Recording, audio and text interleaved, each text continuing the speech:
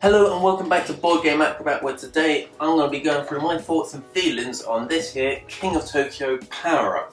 Now this is for the first edition King of Tokyo, as you can see by the front cover, but it kind of works for both power-ups because they both kind of play the same. It's just a reskin for the second edition.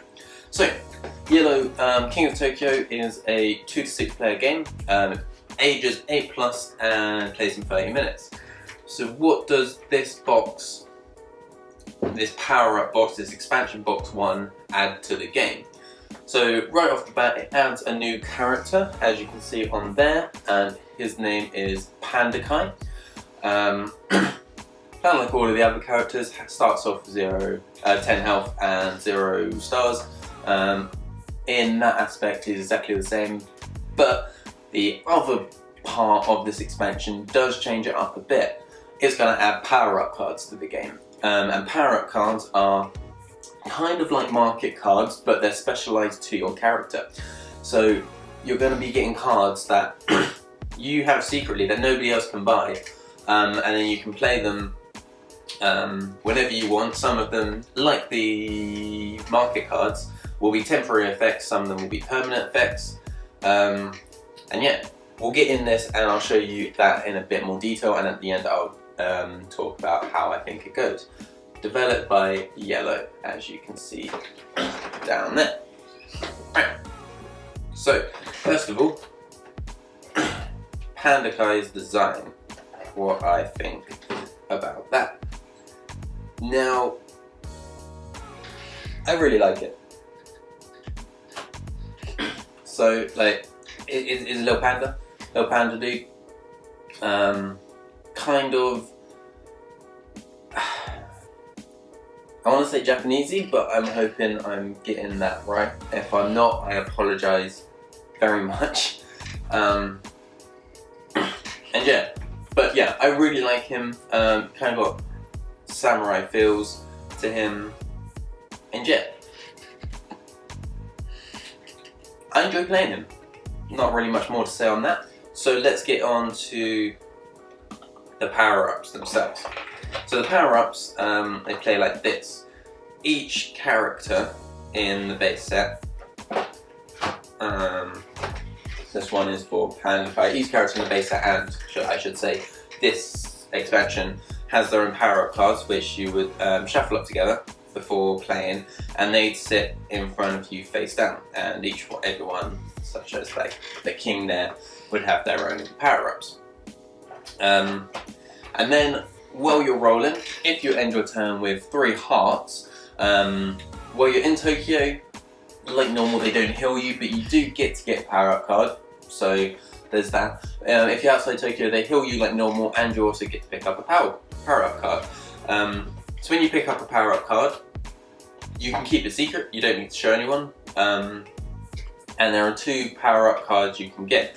So one of them is permanent evolution, meaning when you play it, it is there for the rest of the game. So now, like this evolution says, if I roll a 1, 2, 3 heart attack energy, you gain 2 stars and get to take another turn.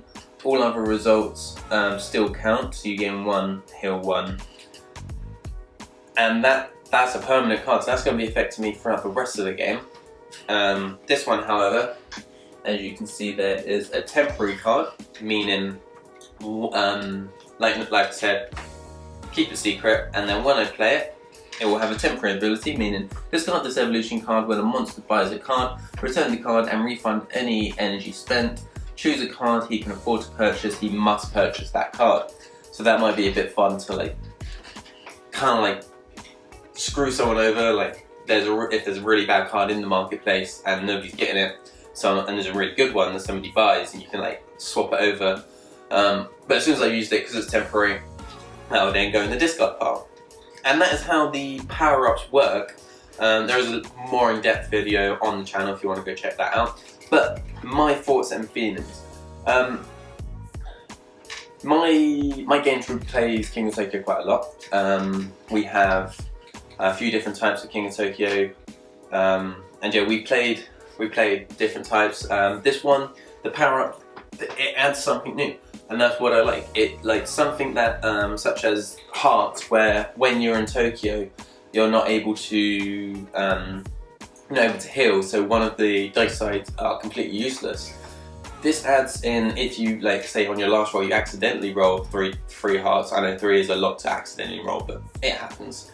You'd still get something out of it, and it might be an amazing ability that's going to help you throughout the rest of the game. And it's stuff like that where it's like, the developers obviously saw something that might get used a bit less, or people not wanting to heal themselves because of they want the stars, or they want this and that, and just figuring out a way of kind of like pushing towards something that people normally wouldn't do, and they get rewarded for it, and it might reward them very nice.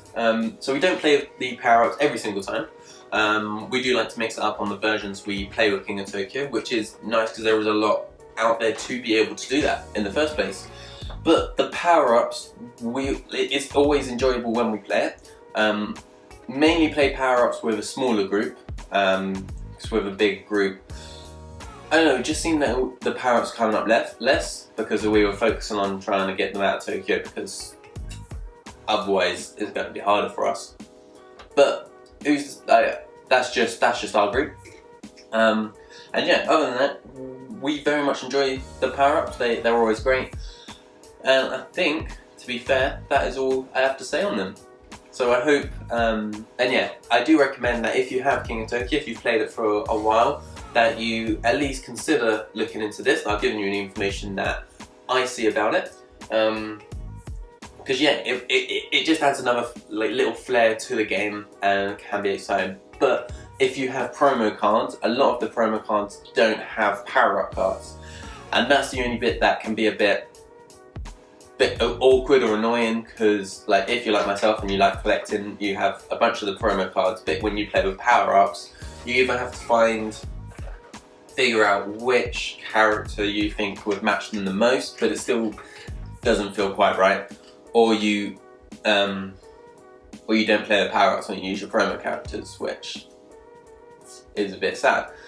But yeah, like other than that, these power-up cards have always been really nice. I've always like, you've got a power-up, that's really helping you. I'm gonna get myself a power-up, and it's like kind of an easy way where the market is.